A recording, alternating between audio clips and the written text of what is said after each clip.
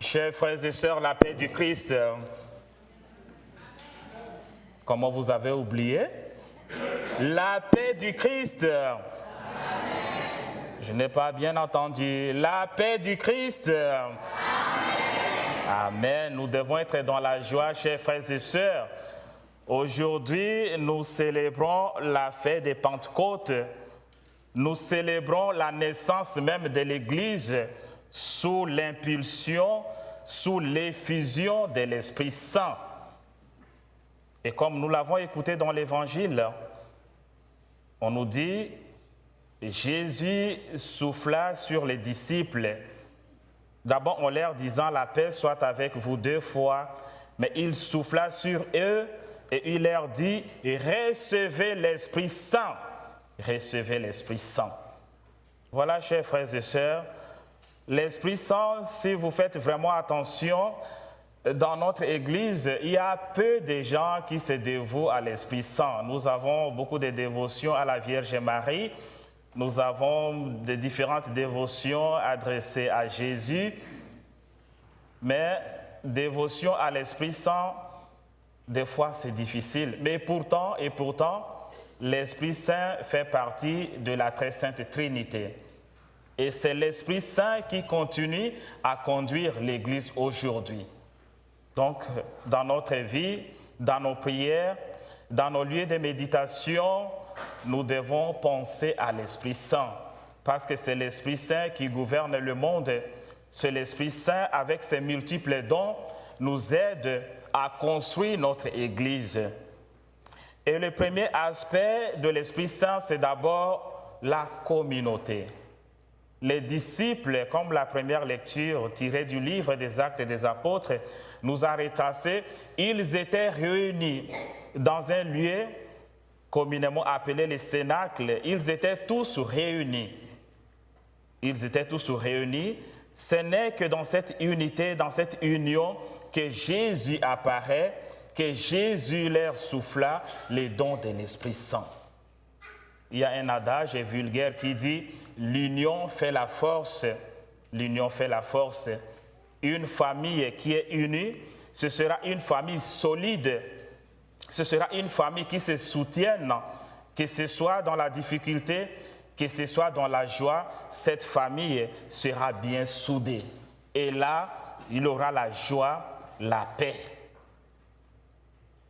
Une église, une paroisse qui est unie autour d'un idéal commun, la proclamation de la merveille de Dieu, cette église sera forte, cette église sera une église exemplaire qui accueille tout ce que le Seigneur envoie dans son église.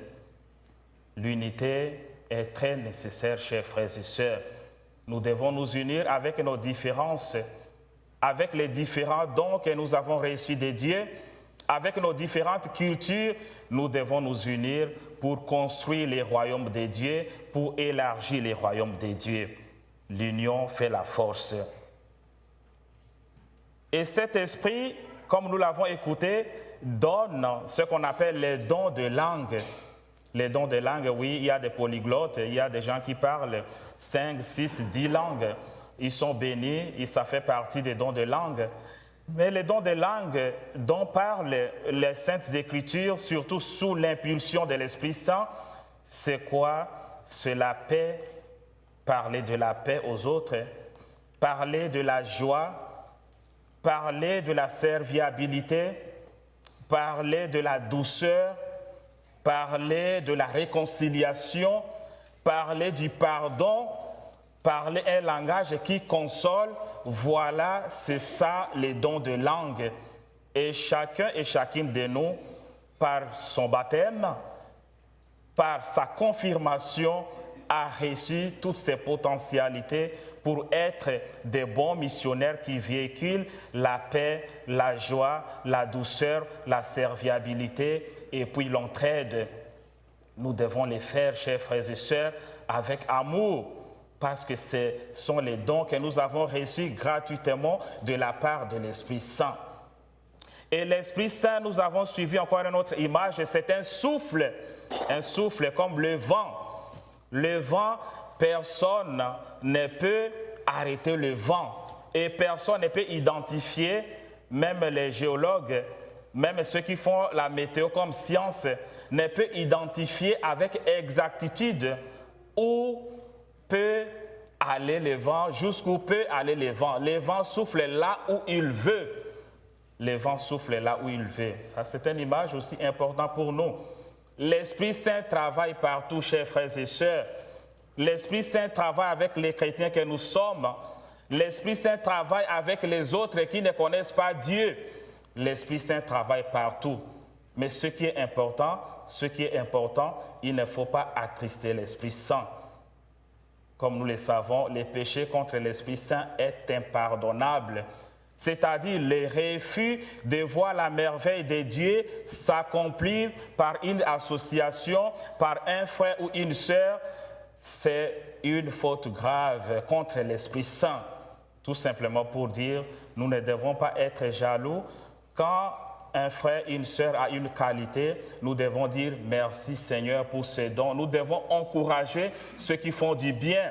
Cela nous revient comme bénédiction. Et nous recevons encore de plus quand nous encourageons ceux qui font de mieux.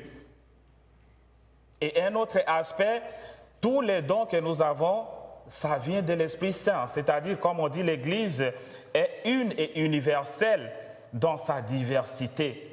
Tous les différents dons, toutes les différentes initiatives qui concourent pour la contribution de l'Église sont bienvenues. Sont bienvenus. Bienvenus, ne me regarde pas beaucoup parce que ce n'est pas toi dont je parle. Merci beaucoup. Sont bienvenus dans l'Église. Nous avons les différentes associations, nous avons les différentes communautés, nous avons les mouvements de la jeunesse, nous avons la comité pour la gestion de la paroisse, les conseils pastoraux paroissiaux. Et les différents dons de l'Esprit Saint continueront encore à se manifester. Nous devons les accueillir avec foi. J'étais en train de blaguer avec celui qui nous a chanté les psaumes. C'est un jeune là, il ne se fait pas manifester, il est là. Je pense qu'il a moins de 15 ans. Je lui ai dit, tu vas faire une petite chorale des petits enfants. Les dons de l'Esprit Saint, mais ça va prendre du temps pour qu'ils puissent apprendre et faire cette chorale. Cette chorale est bienvenue parce que c'est le don de l'Esprit Saint dans l'Église.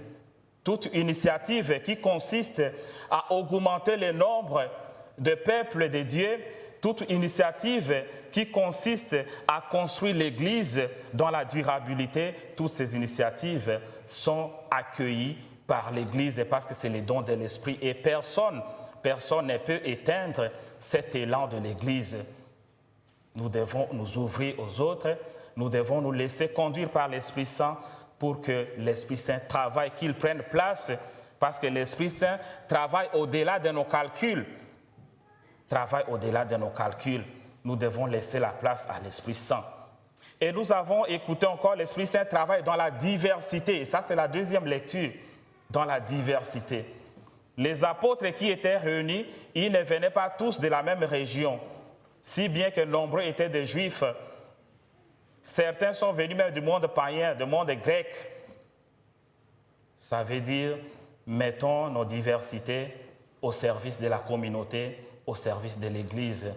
Et notre Église, notre paroisse Saint-Jérôme est bénie parce que nous expérimentons cette diversité. Diversité de langues, diversité de cultures, diversité de vertus. Toutes ces diversités, c'est pour nous un trésor que nous devons conserver, que nous devons perpétuer dans le respect de l'autre, dans l'acceptation de l'autre tel qu'il est, parce que c'est le don de l'Esprit Saint. Chers frères et sœurs, nous allons prier. Comme le psaume nous a dit, nous allons prier pour que l'Esprit Saint renouvelle le monde, pour que l'Esprit Saint renouvelle l'Église, pour que l'Esprit Saint renouvelle nos communautés, nos familles, et que l'Esprit Saint renouvelle nos cœurs de façon que nos pensées, nos actions puissent refléter l'œuvre de l'Esprit Saint aujourd'hui, demain et pour les siècles des siècles.